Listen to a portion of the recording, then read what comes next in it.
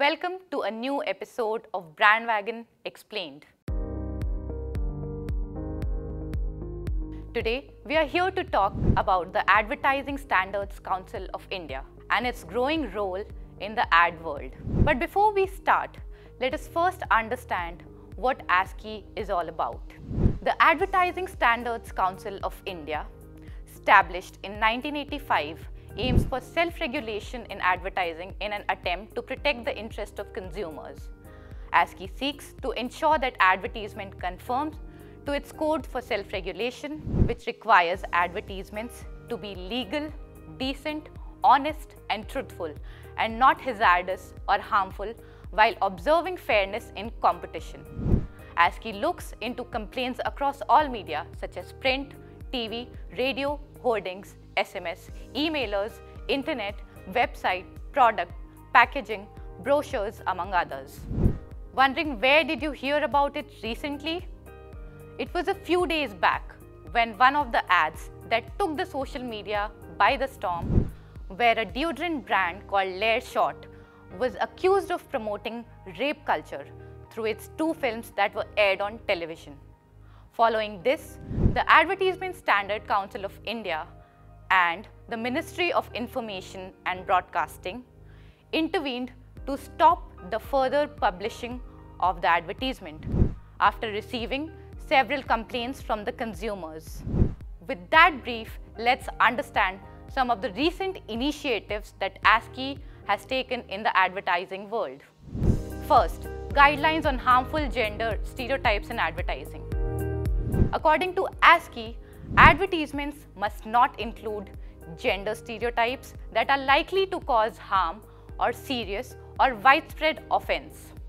While advertisements may feature people undertaking gender stereotypical roles, they must not suggest that stereotypical roles or characteristics are always uniquely associated with a particular gender, the only options available to a particular gender, or never carried out or displayed by another gender.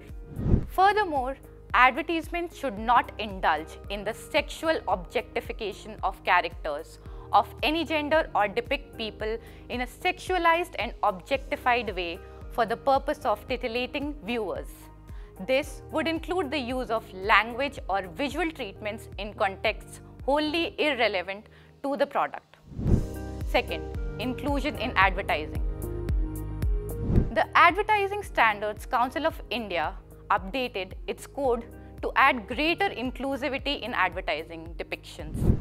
The ASCI code already required ads to not deride anyone on the basis of race, caste, creed, gender or nationality. However, new areas of possible discrimination or derision have now been included, such as gender identity and sexual orientation, body shape, age, and physical and mental conditions.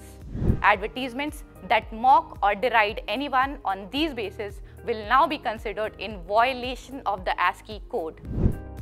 Third, virtual digital assets. The concept and popularity of cryptocurrency have been growing exponentially over the last few years. According to ASCI, all advertising for virtual digital assets and services needs to follow the following guidelines, which is all ads for VDA products and VDA exchanges or featuring VDAs must carry the disclaimer that crypto products and NFTs are unregulated.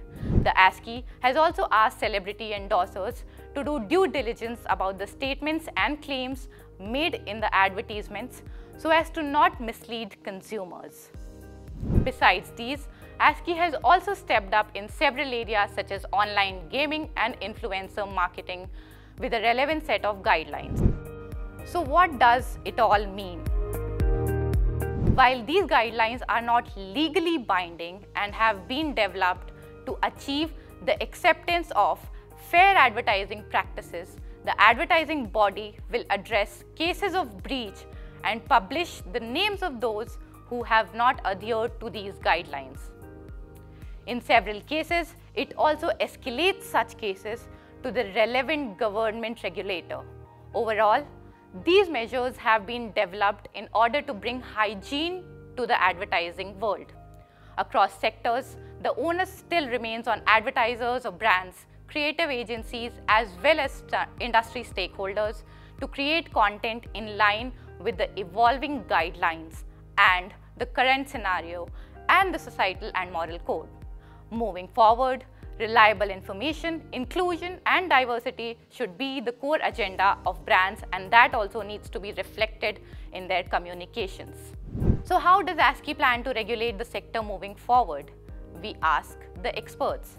ASCI has always been on managing complaints. We've invested a fair amount of money in actually now digitizing a large part of which was manual. Okay.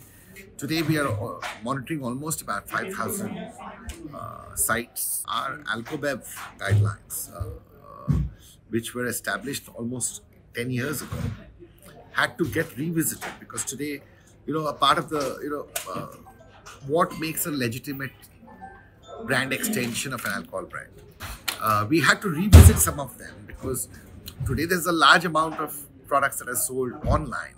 Going forward, I would say definitely that we need to put more effort behind. See, launching an initiative is one thing and then building upon that, right? So things like advertising advice, training, etc. need to have its own traction. We have to cascade the gender guidelines better to all agencies, to all clients, right? I have no doubt that some of the clients and agencies will want ASCI to conduct a workshop around these guidelines so that a larger team at their end understand this. So all of those things. So launching and then execution and implementation is going to be a focus certainly on many of these initiatives. I have no doubt that, like we've done for gender this year, we will also be focusing on things like education. We'll also be focusing on advertising to children, which is something very close to my heart. I think it's a very important and vulnerable audience, right? We don't quite realize the impact advertising has on children. Vision for us is to help advertising industry creatively make very, very good and responsible ads. If that we could succeed in doing, then none of us would have. All of us enjoy advertising. Influencer advertising is a big area of concern. And newer industries, I think, which are coming in, for us to understand something like a crypto or gaming, etc. These are new industries. A lot of platforms are advertising on digital media, not necessarily on TV or on print. So I think those are the issues that are the challenges of today's advertising monitoring, and we are kind of getting more and more robust in doing that in a better way. So, thank you for joining us in this episode of BrandWagon Explained. This is Smriti Mishra for financialexpress.com. Stay tuned for the next episode.